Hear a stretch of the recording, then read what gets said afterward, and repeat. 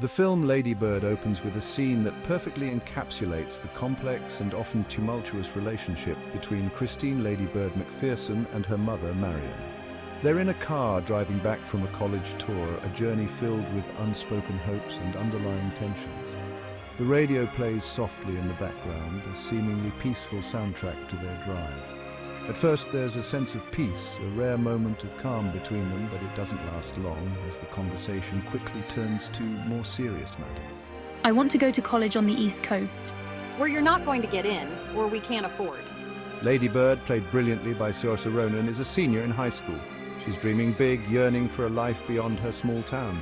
Her mother, portrayed with nuanced strength by Laurie Metcalf, is practical and grounded.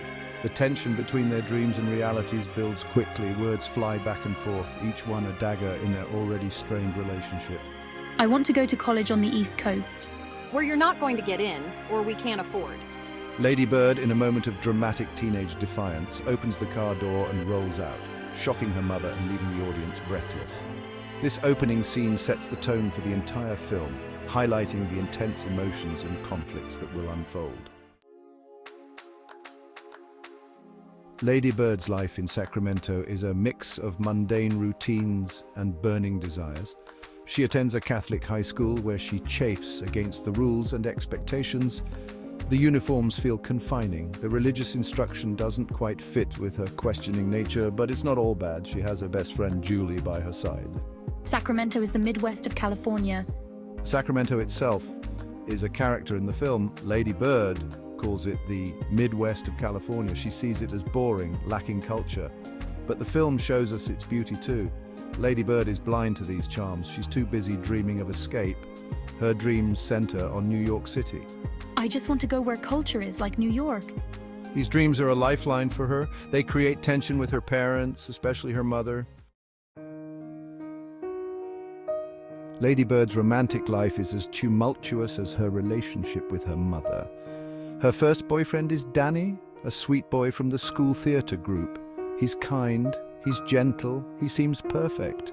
They share awkward, tender moments together. You're so beautiful, Lady Bird. But the relationship with Danny ends in heartbreak. Lady Bird discovers him kissing another boy in a bathroom stall. It's a shock, a betrayal, but it's also a moment of growth for Lady Bird. I can't believe you lied to me, Danny.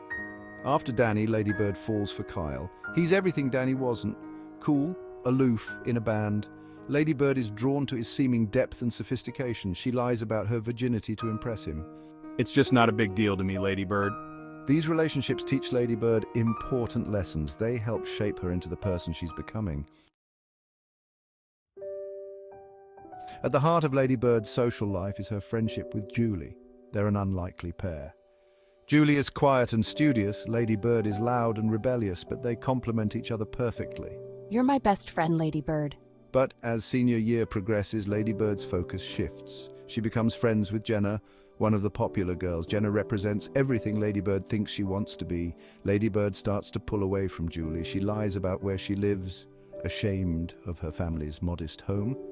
This shift in friendships causes tension. Julie feels left behind. I'm sorry, Julie. Eventually, Lady Bird realizes her mistake. This reconciliation is one of the most touching moments in the film. Throughout the film, Lady Bird grapples with her identity, constantly questioning who she really is. I insist on being called Lady Bird, a name I gave myself. It's more than just a name. It's a declaration of independence. It's an act of self-creation, a way to carve out her own identity in a world that often tries to define her. A way of separating herself from the Christine her parents know, the version of her that feels confined by their expectations.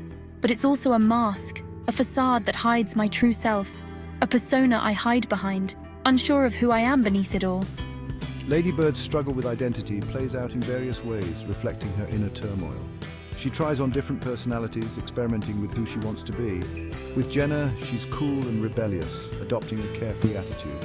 With Danny, she's sweet and romantic, showing a softer side. With Kyle, she's worldly and sophisticated, trying to fit into a more mature world. But none of these feel quite right. They're all performances, attempts to find myself in the eyes of others. This identity crisis is closely tied to Lady Bird's relationship with Sacramento, her hometown. She feels trapped by her hometown, limited by its familiarity and the expectations it holds. I believe that if I can just get out, I'll finally become the person I'm meant to be, free from these constraints. But the film suggests that identity isn't something you find elsewhere. It's not a destination. It's something you build bit by bit through experiences and relationships, through trials and errors. By the end of the film, she's closer to understanding herself, realizing that identity is a journey, not a fixed point. Lady Bird's dream of attending college on the East Coast is a driving force in the film. It's a vision that fuels her every action and decision. It represents more than just education. It's a symbol of freedom and opportunity. It's her ticket out of Sacramento, a place she feels stifled and confined. Her chance at a new life, filled with endless possibilities and new experiences. She applies to several schools, including her dream school, New York University, hoping to make her aspirations a reality. The application process is stressful, a whirlwind of essays, forms, and deadlines. Filled with hope and fear, she navigates this challenging period with determination. My father helps me with the applications, keeping them secret from my mother. His support means the world to me. It's a touching display of support, a quiet act of rebellion against the constraints of our situation. But it also adds to the tension in the family, creating a rift between dreams and reality. Lady Bird knows that even if she gets in, paying for these schools will be a struggle, a monumental challenge. Her family is barely making ends meet as it is, living paycheck to paycheck. The wait for acceptance letters is agonizing, each day stretching into an eternity. Lady Bird checks the mail every day, her heart pounding with anticipation and dread. She imagines her future life in New York, a city of dreams and endless opportunities. But there's also fear, a nagging doubt that lingers in the back of my mind. What if I don't get in? What if all my efforts are in vain? What if my dreams of escape are crushed, leaving me stuck in Sacramento forever? When the letters finally arrive, it's a mix of disappointment and joy, a roller coaster of emotions. She doesn't get into her top choices, a crushing blow to her aspirations. But she does get into a school in New York, a glimmer of hope in her journey. Section 7, Family Tensions, the breaking point. As my plans for college solidify, tensions with my mom reach a breaking point. I don't understand why you need to leave. It's like you're rejecting me. Rejecting the life I've worked so hard to provide. The arguments become more frequent, more intense. Dad tries to be the peacemaker. He understands my dreams, but he's also struggling with depression and job loss. The family's financial situation is precarious, adding another layer of stress to an already tense situation. The climax comes when I learn I've been put on the wait list for UC Davis. It's a turning point in their relationship, paving the way for understanding and reconciliation. Section 8, Reconciliation and Self-Discovery.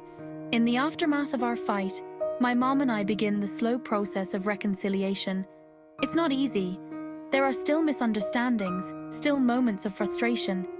But there's also a growing understanding, a recognition of the love that underlies our conflicts. Lady Bird starts to see her mother in a new light. She notices the little things.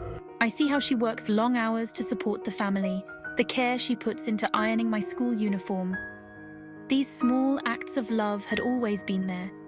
I just hadn't seen them before. At the same time, Lady Bird reconnects with Julie. You know, true friendship is about accepting each other for who we are. This reconciliation is healing. It helps me understand what really matters in life. Section 9, New York, New Beginnings. The day finally arrives for me to leave for college in New York. It's a bittersweet moment. I'm excited for my new adventure, but I'm also scared. Leaving home is harder than I expected. The goodbye with her mother is emotional. There's still tension, but there's also love and understanding. New York is everything I dreamed of and nothing like I expected. It's big, overwhelming, exciting. I experience culture shock, homesickness, but also exhilaration. But New York also brings unexpected challenges. Lady Bird finds herself missing Sacramento, missing her family. I realized that leaving didn't magically solve all my problems. I brought myself, all my insecurities and fears, with me to New York. Section 10, Coming Full Circle, Appreciating Home.